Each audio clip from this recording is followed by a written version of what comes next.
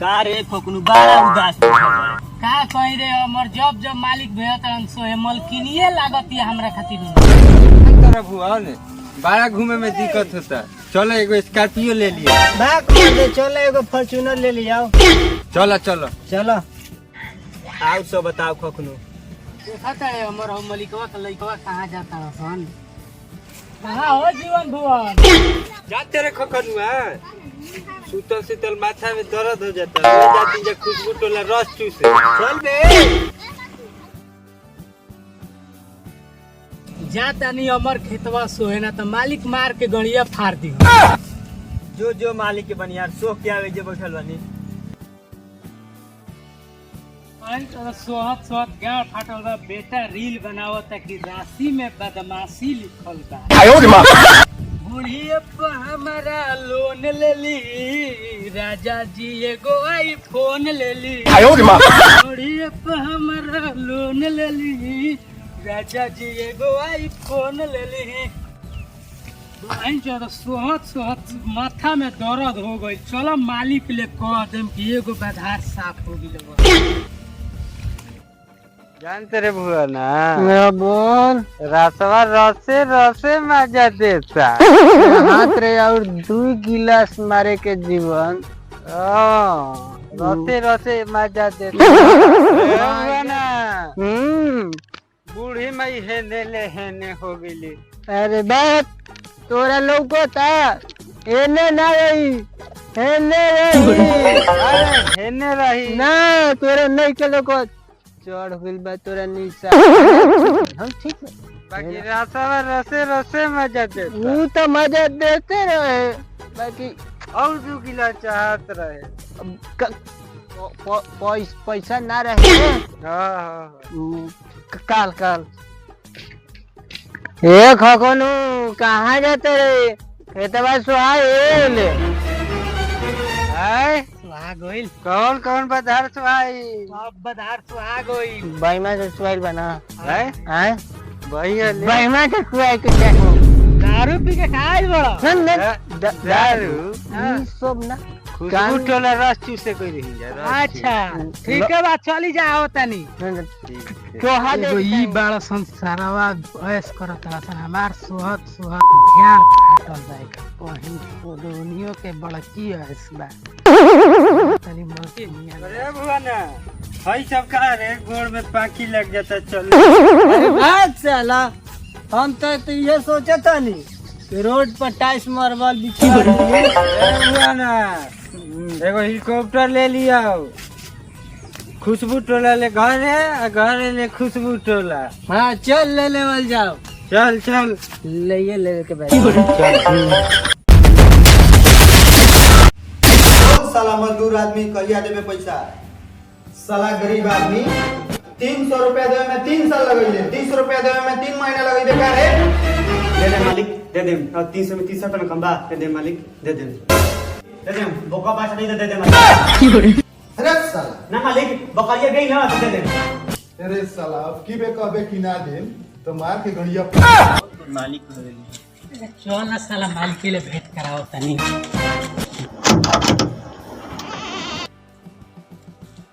जो रे साला गरीब आदमी जो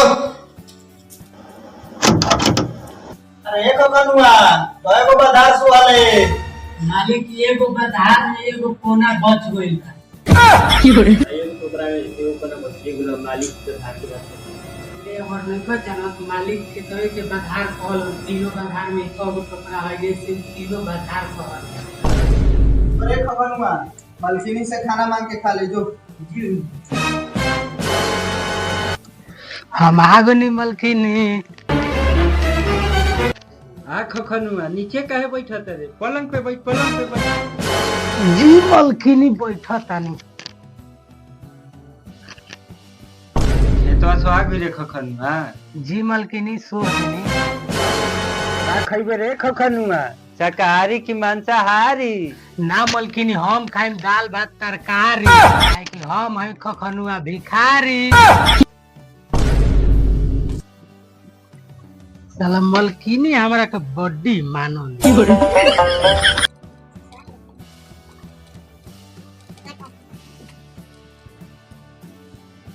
खा ले खखनुआ। हाँ मलकिनी खा लेनी। हाँ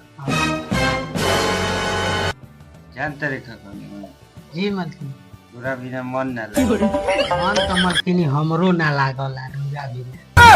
एगो मालिक बारन हमरा घरे तू कहतन खखनुआ पे काहे इतना ध्यान दे। हम उहे में एगो घर में बा। मलकिनी मालिक की सब जानलन का? पूछत रहने की जानलन ना नु ना पूछत रहने की बा। हम सांझी के तेल गरम करके दवाई से उठवा दूं। ठीक है बा। आ समझ है कि मलकिनी हम घर जाते हैं ना। हाँ मेरा रू हमार सब कुछ कर कि ई नतिया हरदम मालिक के घरे काहे रहता। सब करेगा वो सब लेकर का कहे यही से देखी कम आवे नहीं। अब मालिको बाड़न तो मालिको हरदम हमरे के खोजता अब रोवे लगे कैसे आई। अच्छा तू ही एगो घर में बढ़बे कइल बार तो नहीं बा क्या करो। और सब बताई सब ठीक बा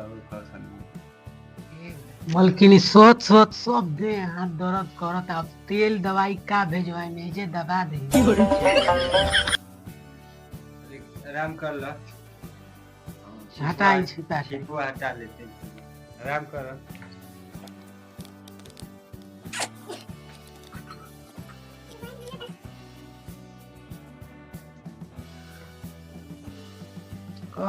मलकिनी बड़ी आनंद मिलता। हाँ तो सो ज्यादा नहीं करता का कहे एगो मेहरारू बिया ई समझ जाए कि तनिको बातें ना हमार रौरा लेखा नहीं के रौरा देखी तो कतना बढ़िया ले दबावे नहीं। अच्छा मलकिनी मालिक ना जानलन? अरे मालिक अभी शौक में वाला कहता मालिक की अरे खखनुआ पे कहे इतना ध्यान देते। अच्छा कोनो आवे लगी सुना ना कबो देखले नहीं की सुनो ना ना कोई देखे नहीं। अच्छा ये बताओ कैसन ने दबाव। हां मलकिनी बड़ी आनंद मिलता है। अच्छा मिलता कि ना? हां एकदम हम घूमगा जवाब नहीं आई। यही भाइयों लगो चल देता हूं। अरे खखनुआ कहां कटल हो में कटर और कदरे घुंगा ले कट। अरे हो जे मलकिनी कट गेल ह का कहीं और तलिया में गए रहे सोहे वही जे कट गए। हां एक बार मलहम लगा दे। ठीक बा मलकिनी चलो ताई हो गइल। मालिक को के आवे के टाइम। हां चलो जाता नहीं आई बाद में। ठीक बा मलकिनी जाता है जाता नहीं खाना खा ले दे।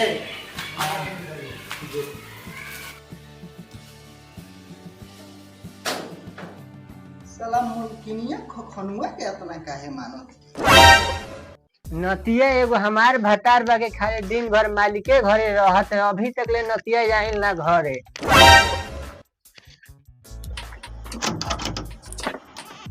काहे हो काहे खिसिया जाता रू का बात बा?